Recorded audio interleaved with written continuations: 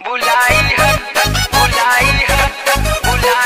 मिलकर आऊंगा। मेरा बाबू ने मेरा सोना ने फोन किया है, मिलकर आऊंगा। राधे म्यूजिक रिकॉर्डिंग स्टूडियो सूरत।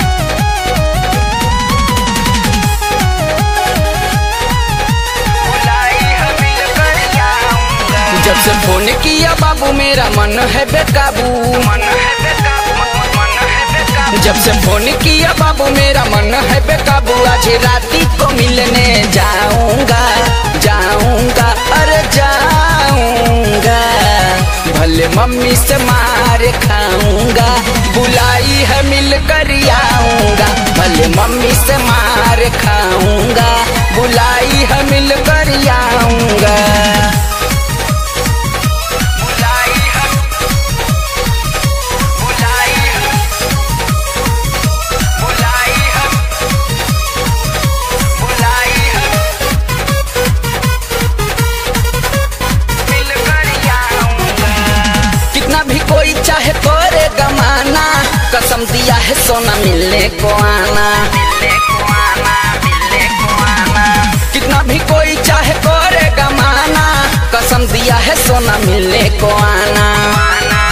जाकर सल्लू का मुंह भी दिखाऊंगा, दिखाऊंगा, दिखाऊंगा। भले मम्मी से मार खाऊंगा, बुलाई है मिलकर आऊंगा। भले मम्मी से मार खाऊंगा, बुलाई है मिलकर आऊंगा। बुलाई है बुलाई है बुलाई है मिलकर आऊंगा।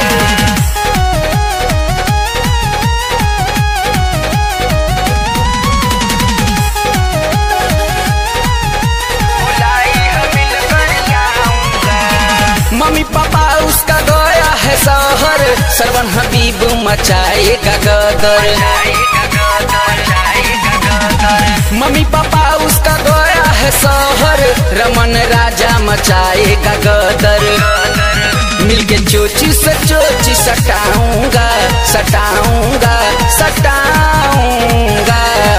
भले मम्मी से मार खाऊंगा, बुलाई है मिलकर आऊंगा। भले मम्मी से मार खाऊंगा, बुलाई है मिलकर आऊंगा। जब से फोन किया बाबू मेरा मन है बेकाबू, मन है बेकाबू, मन है बेकाबू। जब से फोन किया बाबू मेरा मन है बेकाबू। आज राती को मिलने जाऊंगा, जाऊंगा, अरे जाऊंगा। भले मम्मी से मार खाऊंगा,